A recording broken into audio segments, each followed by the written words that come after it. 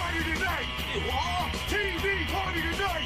Oh, we got nothing better to do than watch TV and have a couple of brews.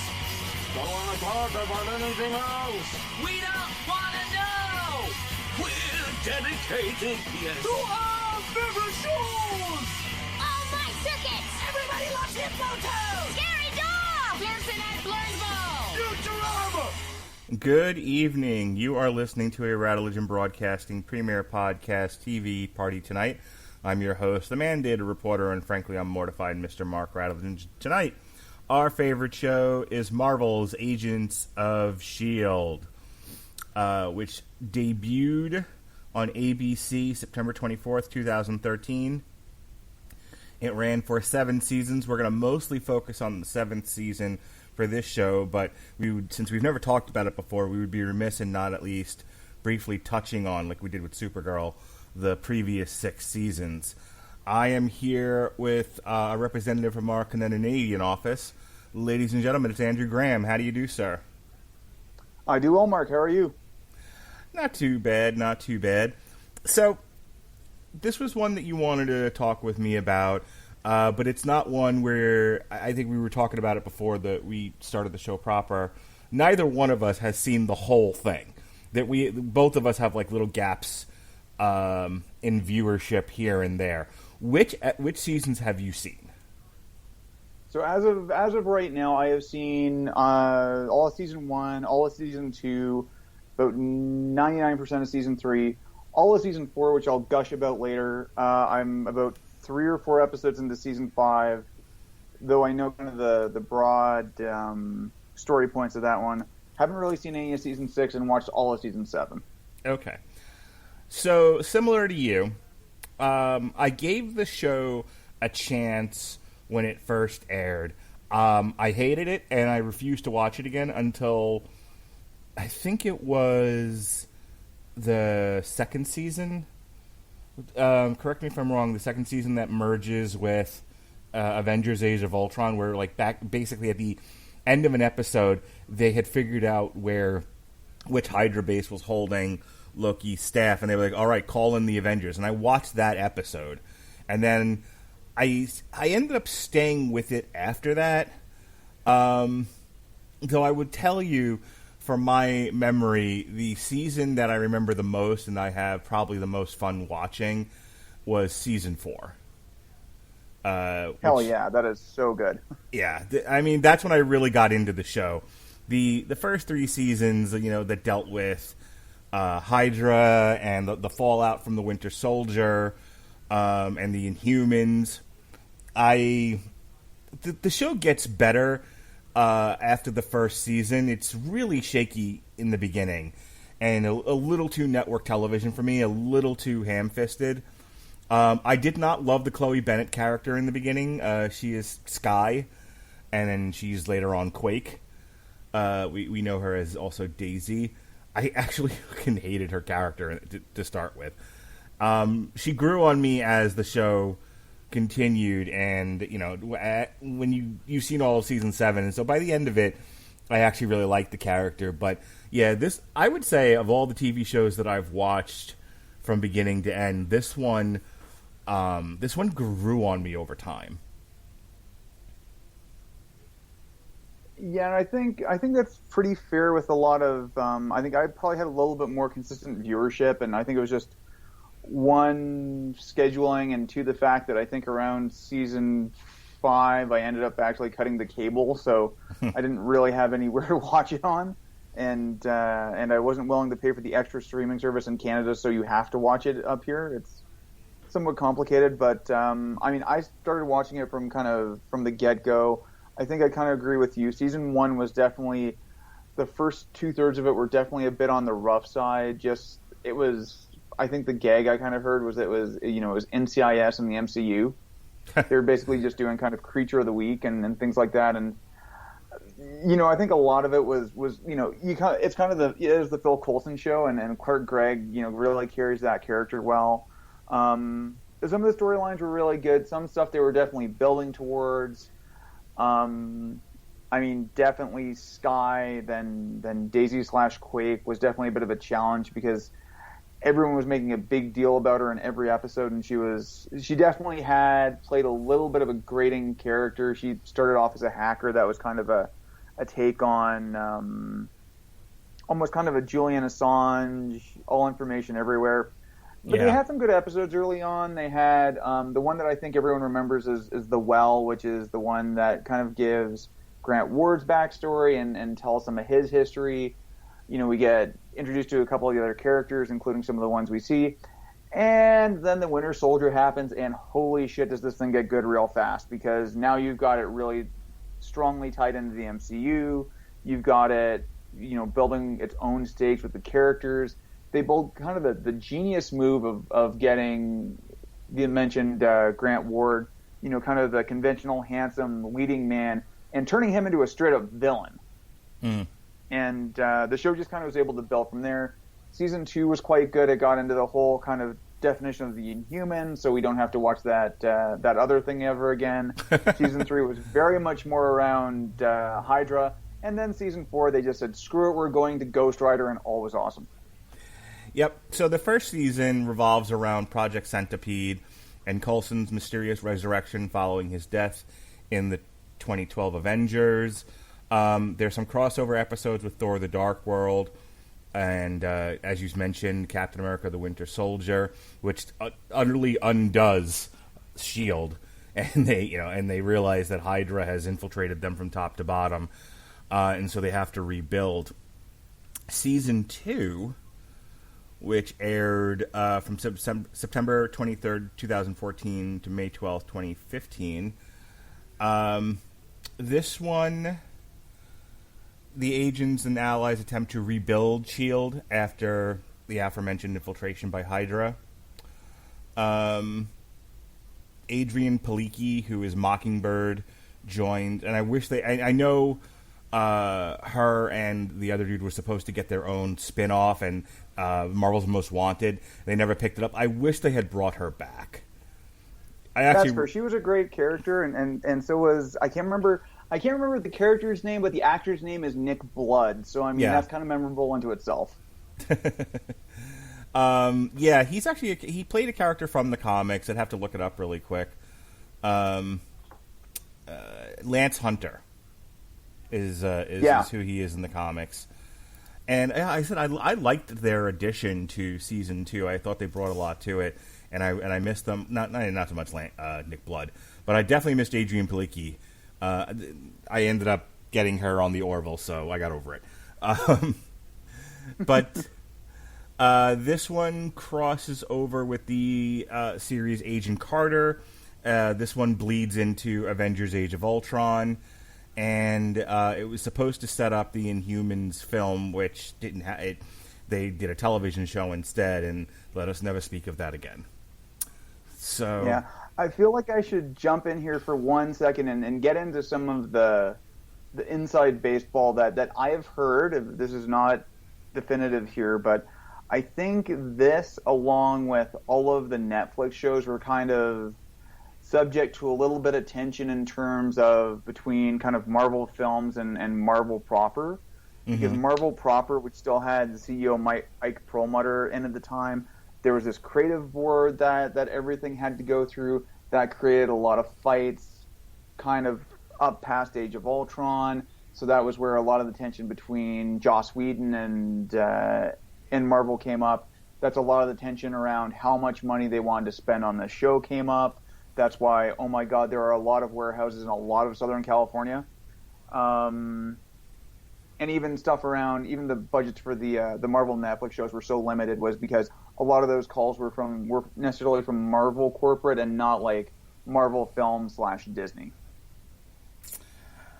Season 3 aired from September 29th, 2015 to May 17th, 2016. This one dealt more with the Inhumans. And this also connects with Captain America: Civil War. This is the one that ends with... now, this is supposed to be the Secret Warrior season. At the end of Season 2, they had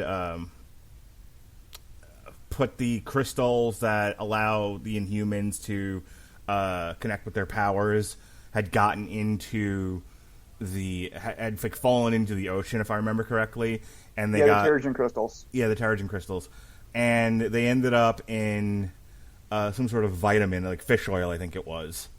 And so people now, so now Inhumans are popping up everywhere. And it was like a low dose Terrigenesis. Right.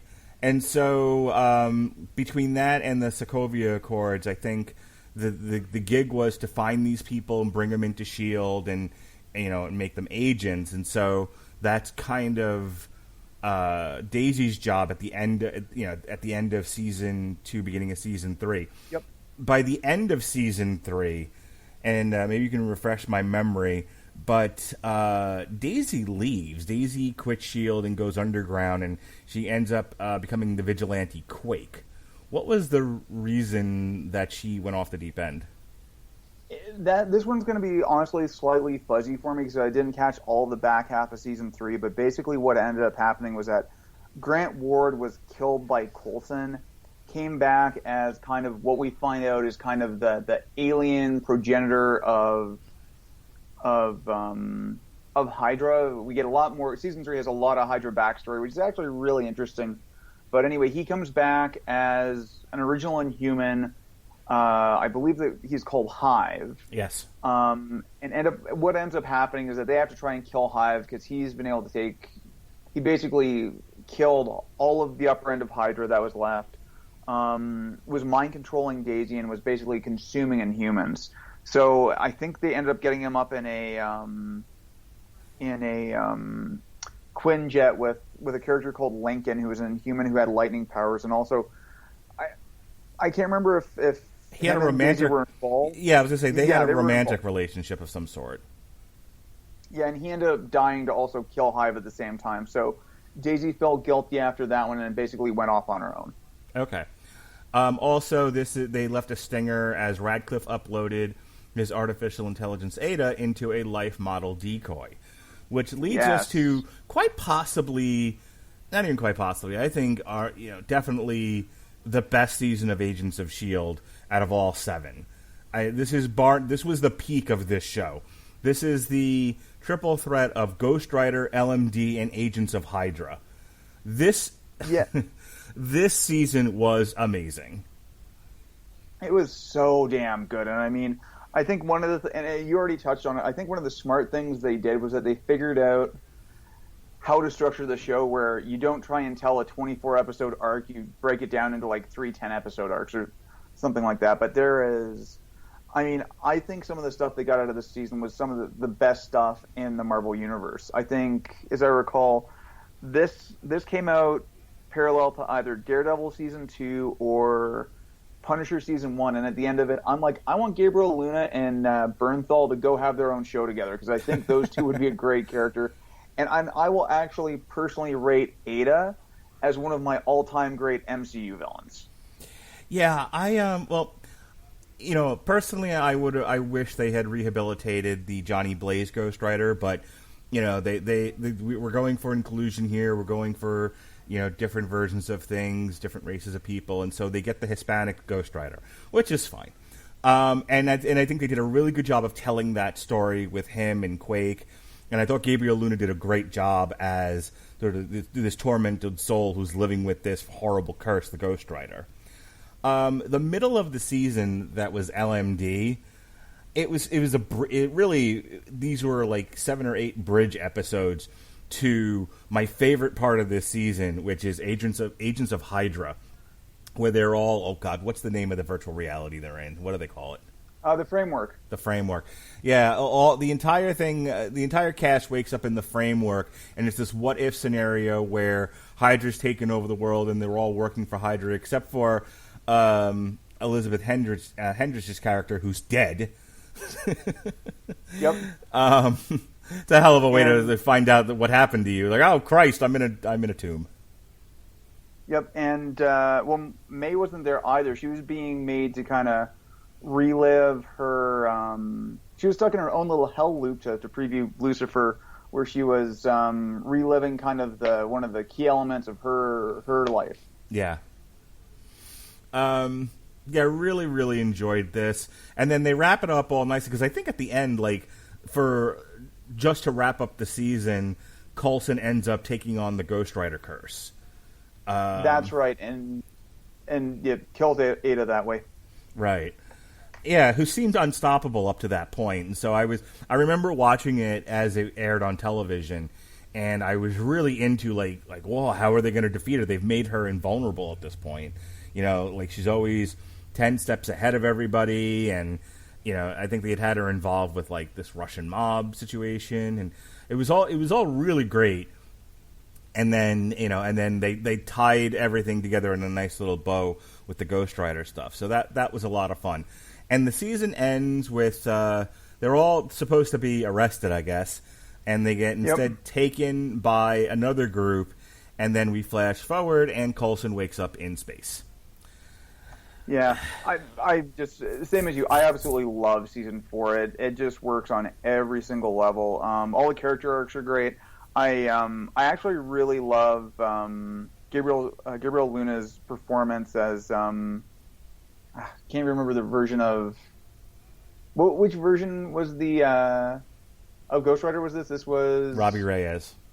Robbie Reyes. He was great as Robbie Reyes. I think from moment one, and I mean, you know, I made comments about, you know, if you want to talk about when you run into a show situation where you've got limited budget and you make the most of it, God damn it, they made the most of it, because I actually think the way they portrayed and shot and scored Ghost Rider was phenomenal. Like, they gave the foreboding, they gave the menace, they gave the power every time, and I mean, the other big player on this season was Mallory Jansen, who played Ada, and she actually gives a really great performance of kind of that arc of that character becoming more human and frankly becoming more evil as it comes along. And, you know, I think the first 5 minutes of the finale really tell you where it's at, where you've grown to be to one, absolutely hate Ada, and then to also be terrified of how powerful she is, and then Ghost Rider shows up and she runs away because she knows she's in a lot of trouble. I mean, shit, I would have loved Ghost Rider to come out of one of those portals at the end of Endgame. I'll put it to you that way.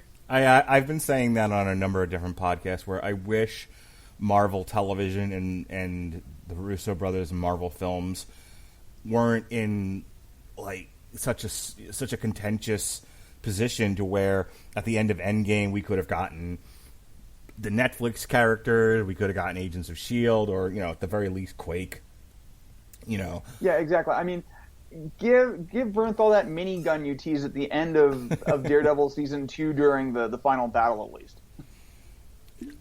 I agree. You know, let's have the Runaways run out there, the whole 9 yards. Cloak and Dagger, just everybody from ABC Television just running out of portals. You know, it's such a great finale, and it's such a great moment, and that's a nitpick. But it would have been that cherry on top. It really would, you know.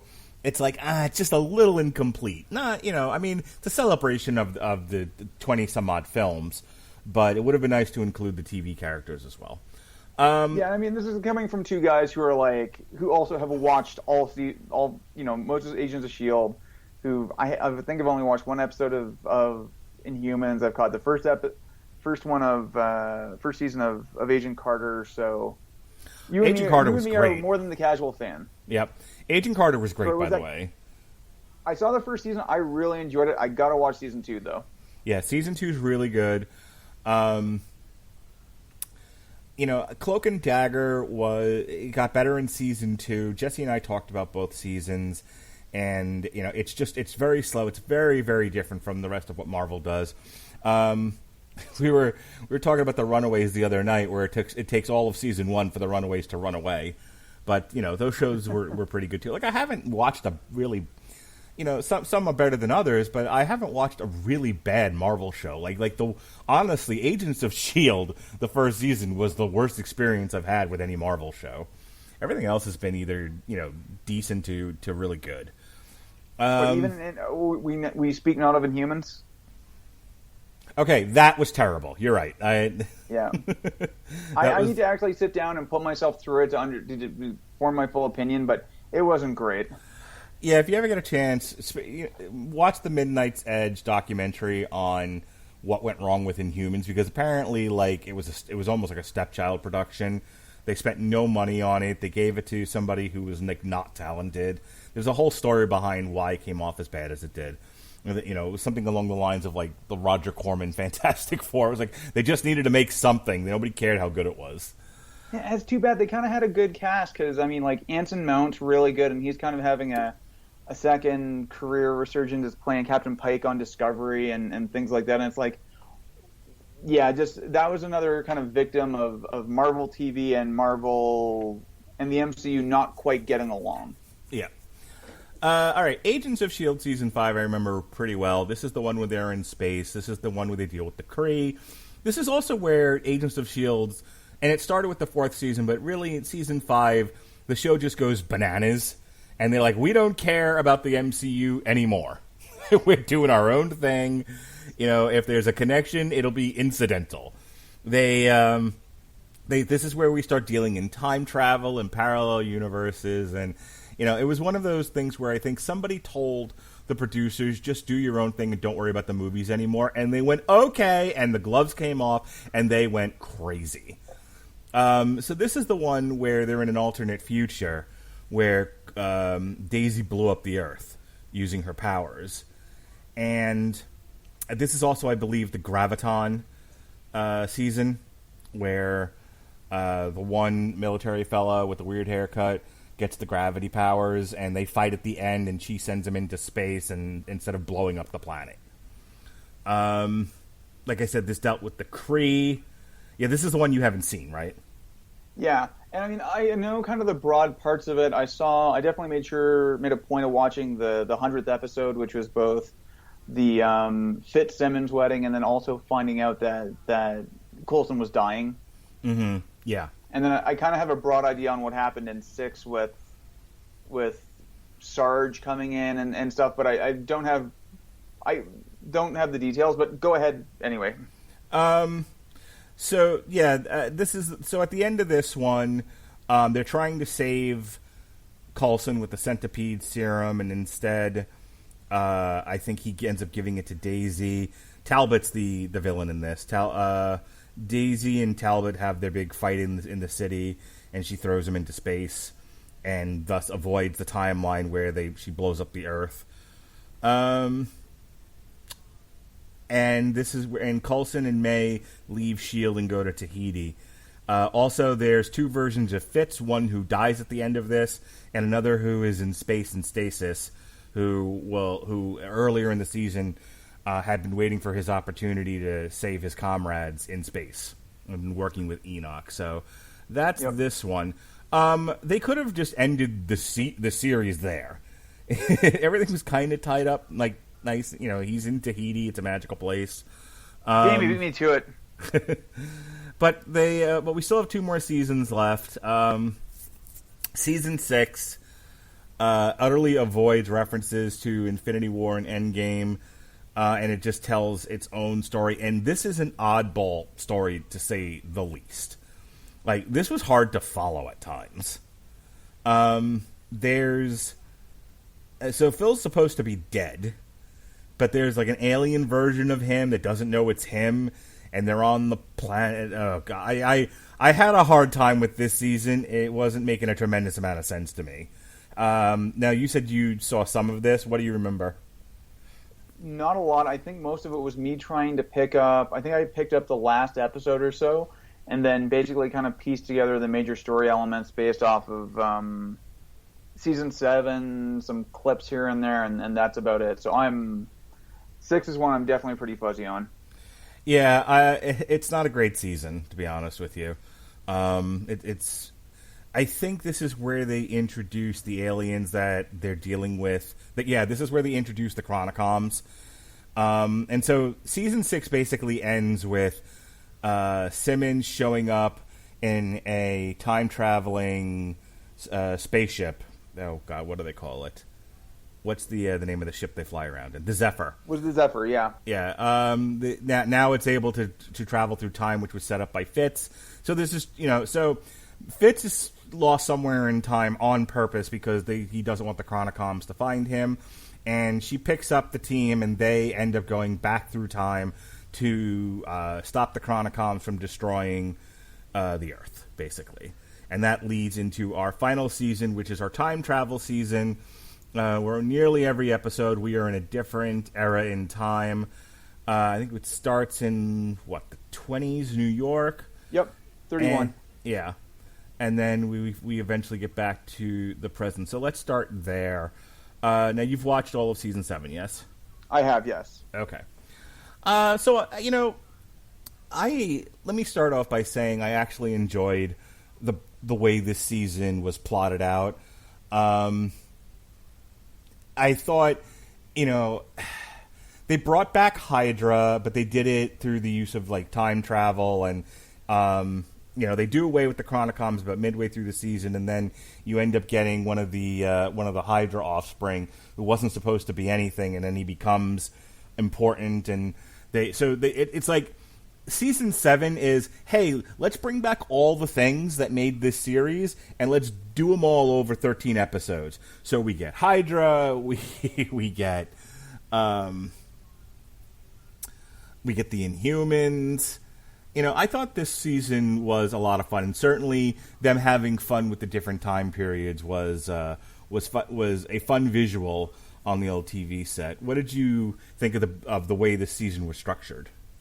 I definitely enjoyed it. I mean, they, pulling together the different time periods, give them, a chance to play with scoring and with how they shot everything. I mean, Bear McCreary, who's one of my favorite composers in terms of a lot of his previous work, like Battlestar Galactica, had some fun with doing some different versions, whether it be, 1930s, 1950s, 1970s, 1980s. Costuming had a lot of fun, and it was a nice way to kind of go through some of the greatest hits of Agents of S.H.I.E.L.D. They got to bring in the I'm trying to remember character names now. They brought back here we go. The Malik family, who were the heads of Hydra. You got to bring back Patton Oswalt as some version of Koenig. And I think it has a fairly satisfying ending. I think any disconnection I have with it is probably because I'm not as familiar with what happened with the last couple of seasons. But I've enjoyed this cast and enjoyed these characters, and I think they do a really great job of kind of tying it up and taking us on kind of a nice tour of things. So, episode 1, The New Deal, starts in 1931 New York City. And then we are dealing with just the Chronicoms here. We also have May, who, over the course of the season, realizes that she has these weird empathy powers, kind of like Deanna Troi from Star Trek. Yeah, except she has to touch somebody, if I remember right. Yeah. And she's having some difficulties with that. They managed to hang on to Phil Coulson, by this time making him an LMD. Which later, there's an episode later where they do the old time loop gag. Yes. And he's the only one that's aware of the passage of time. So he was fun. So that's a great one for him in what's her face, Daisy, because they always had good chemistry, I thought, on the show. Whether I liked her or not, they at least worked well together. And that was one where they shared a lot of screen time. As they tried to figure out what was causing the time loop. That was probably one of my favorite episodes, as I've always been. That was one of the great episodes of this season, and I've seen a couple of different time loops done before on, I think, Next Generation was probably the one that I remember well. Legends of Tomorrow had a time loop episode, which was really fun. Yeah, this was definitely up there. I even love the fact where it's like, you know what? I'm just going to sit this time loop out. I just need a break for a second. I've seen the time loop gag done many, many times, and there's always a part in it where they just don't know what to do next. So Legends of Tomorrow, the character at one point is playing the violin and eating pie and it's just doing all kinds of silly things. Yep. So they bring back Daniel Souza from the Agent Carter series. And he ends up becoming a mainstay character, and he grows pretty close to Daisy throughout the season. What did you think of Daniel Souza? I think he was kind of a fun addition to bring back in. I remember liking his character from from Agent Carter, and he's been a character that's an actor who's been around for a while, and he always gets kind of interesting bit parts. He was quite a major player. Did you ever watch Dollhouse?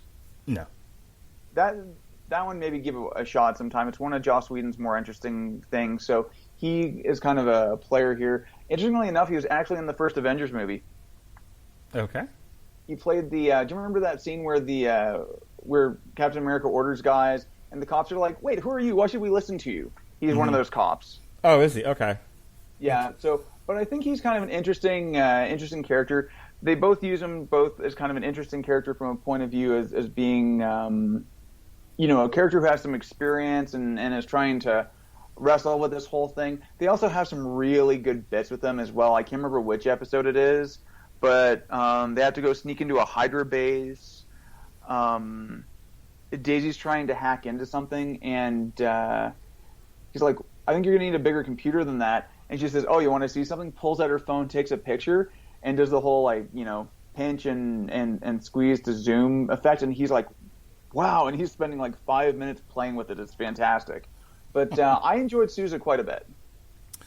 So at about episode, I believe, 6 and 7, we have a situation with Mac, which I want to talk to you about. So yes. Mac ends up killing his parents, if I remember correctly. And this, of course, affects him, and he struggles with what he had to do. And so he ends up leaving the Zephyr as the Zephyr is about to time jump. And so him and Zeke get stranded in 1982.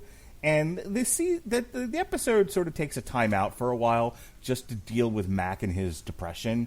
What did you think of all that in that episode? I enjoyed that one quite a bit. I mean, Mac's been kind of an interesting character throughout the series. He got brought in as in season 2 as part of the Reformed Shield, and had a good relationship with Fitz, and then has been kind of a key member of the team. I mean, I think I want to say it's Henry Simmons is the actor. I think he did a great job of kind of taking that character back a step. Showing somebody who was going through a mourning process. Deke was trying to cheer him up. Wasn't having any of it, and then kind of slowly reemerging into the fold near the end of that episode as Rambo / B.A. Baracus. By the way, this episode, I think it's... Sorry, I'm just reading because I've got here. The Totally Excellent Adventures of Mac and Dee. That is a fantastic takeoff episode in terms of doing a lot of the 80s bits with the Motley Crue, some of the horror gags, that sort of thing. Yeah, this one was a lot of fun. Mac has always been an interesting character for me. I think he starts off as a mechanic, and over the course of 7 seasons, he ends up they give him more. They give the actor more to do, and I think at one point he's the director by the time this whole thing ends. Yep. And he's usually unflappable, but here it's this is a character that's just reached his limit, and he's like, I need a break, I need a timeout. A little mean to Deke, I thought. I thought they wrote him as a bit over the top with how he treats Deke, but they get over it quickly enough, and he's back on the horse again by the end of the episode. So the second half of the season deals with Nathaniel. What's the character's last name? I just had it on the tip of my Malik. Yeah, Nathaniel Malik, and this is where he's starting to, his whole plan is he wants to steal Inhuman powers, and so he's recruiting people and he's giving them powers, and this is and this becomes the major thrust of the last couple of episodes. Once they've dealt with the Chronicoms issue. At one point, Sybil, I think, is disembodied. I think, in fact, the episode we were just talking about, she tries to have someone make her a body. But doesn't Coulson do a Max Headroom thing in that episode where he's just in a TV? Yes, which I thought was hilarious. So this last bit with young John Garrett and the Inhumans and Nathaniel Malik, what did you think of these villains as our show's races to an end here? Because it's only 13 episodes. Normally these were in like the 20s, but this one they ended up pretty quickly. So, what did you think of our villains here towards the end? I'll generally say I liked Nathaniel as a villain. I mean, I don't know if I love everything they did with the time travel. I mean, I think they were able to kind of clean it up at the end. So, given the fact that he's a character who had never really existed before, I don't know how I fully feel about that one. Mm-hmm. At least in the mythos of the series, I'd say the actor who did a really good job, and I liked the way he kind of pulled at the strings of everybody to try and get everyone where they were going. Again, they pulled some callbacks to, I can't remember, the older Hydra guy in season 2. They brought back in Daisy's mother. And I want to say it's Eden, right? Is the Inhuman place? Mm-hmm. They brought back in that. They also brought in. I think the big change here was that they brought in Cora, who is apparently Daisy's half sister, who I guess in the original timeline, however you want to look at that, actually ended up killing herself, and Daisy never knew her. So bringing her in is now a factor in her life, and obviously, the big shocker is that at one point they actually successfully destroy all of S.H.I.E.L.D. using the updated version of, or at least the 1980s version of Project Insight. Yeah, I got a kick out of that, actually. And I was wondering how they were going to resolve that, considering, I guess it's because it's in an alternate timeline. Yeah. But... yeah, I liked the sort of finale way of ending this, where we sort of, we have this reprisal of all these different characters and story ideas from previous seasons sort of rebooted and revamped. I thought this was, a pretty good way to end the show. They end up defeating the bad guys, and then, of course, we flash forward to a year later, and Fitz and Simmons have retired to raise their daughter. May is a professor at S.H.I.E.L.D.'s Coulson Academy. Mac continues to lead S.H.I.E.L.D. with Yo-Yo as one of his top agents. Daisy is exploring the cosmos with Sousa and Cora, and Coulson decides to travel the world. What did you think of the series finale? Ended hand of what we're fighting for. I really enjoyed these episodes in terms of the way that they kind of worked through, the puzzle of the time. I think character-wise, it was pretty satisfying for everybody. It was nice to finally see Ian DeCastecker back as Fitz for the end of this season. I thought the resolution of his and Simmons' story was really neat. The little kind of piece they put in there explaining what had happened and how they built everything, I thought was really well done with revealing that they had a daughter together. I did enjoy kind of the last couple of minutes where they were going through, where everybody ended up and everything like that. And maybe it's because I didn't watch 5 and 6. I didn't have as good of a sense where S.H.I.E.L.D. was at that point. Like, when I had finished watching the end of season 4, I kind of got the feeling that S.H.I.E.L.D. was on the ropes again. And then at the end of season 7, it's all back to, some level of stat at that point. Yeah, I couldn't follow any of that. There were broad strokes of the show that I was able to follow, and then there were some of the finer points where I'm like, sure, yes, that happened. Yeah. Phil gets his car back.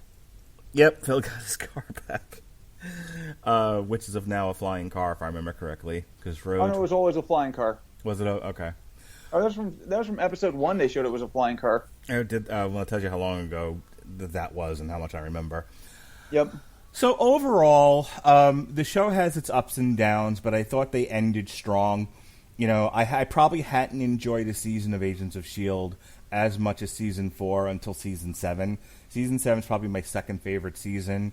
I enjoyed the storyline. As I said before, I've said it a couple of times now, I enjoyed the sort of saying goodbye to all, the bringing up these previous characters and ideas and everything.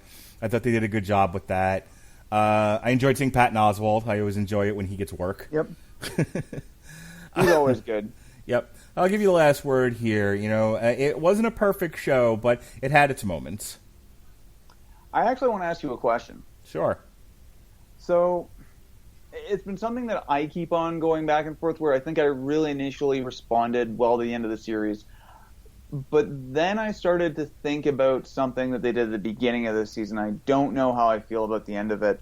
And it's turning Coulson into an LMD. And it's like going with that character and everything that he had been through dealing with, dying, coming back. And I think they made a joke about what's my superpower, coming back from the dead. I've done it at least 5 or 6 times. And everything like that, and kind of dealing with his mortality and things, and then kind of, I found it was a little bit of a cheat to just kind of download him into an LMD. I kind of have the same feeling as the way they've brought back Gamora from kind of Infinity War Endgame, and I don't know if it almost feels like it takes away from the character a little bit for me, and I've kind of been batting that one back and forth and wanted to get your take on it. Well, it doesn't help that he started off dead, Yeah. after Avengers 2012. So when your premise of the show is that you've resurrected this character, that's never that's never a good start. Yep. Here's the thing, and narratively, I think you could have done away with Coulson and the team might, having to react to him being gone, might have been a stronger narrative. There might have been some interesting character points. On the other hand, it's an ABC Marvel show, and you can't get rid of the lead character. Yeah, exactly. So, they wrote themselves into a few different corners where they, that's why season 6 annoyed the shit out of me, because they had killed him at the end of season 5.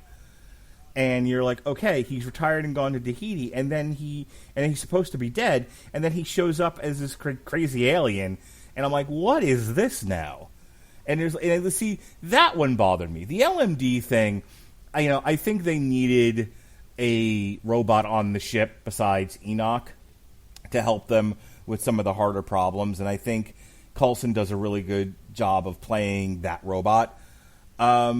The season 6 one bothered me because I'm like, that felt like a cheat. That felt like, of all the things in the universe that this character could have been, it has to be Phil Coulson, because of course it does.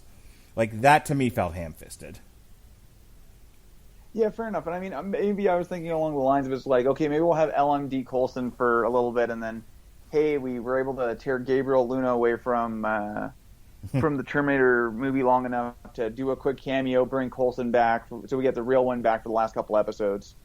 But yeah, I mean that was it. You brought up a character we didn't really talk about, and I now noticed that he was in at the end of season 4 moving forward. But for the episodes he was in, I really enjoyed Enoch. Yeah, when he dies, when he dies, I was actually really sad. That's a heartbreaking episode. Yeah, between that and the whole revelation of Simmons getting all of her memories back, and remembering she has a kid, it's like, damn it, it's the first 5 minutes of Endgame all over again. Right. Yeah. I wanted, before we ended, I did want to mention Enoch dies at the end of the time loop episode, and for a character who had been sort of ancillary for the previous few seasons, I actually thought they gave him a good ending, and I was really sad to see him go. Oh, yeah. One other thing, just because I found this out, and I got to mention it now, but the actor who was playing the young John Garrett. Yes. Do you remember John Garrett from the earlier seasons? No. So he was actually played by Bill Paxton. Right. And that was one of his last TV roles, and the young version was played by James Paxton, Bill's son. That's right. I did read about that. He has some weird features, man. Like, when you think about it, so did Bill Paxton. He had, let's just face it, his whole career was based off aliens. We're not gonna make it, man. Hey, he was also the big brother, the mean big brother in Weird Science.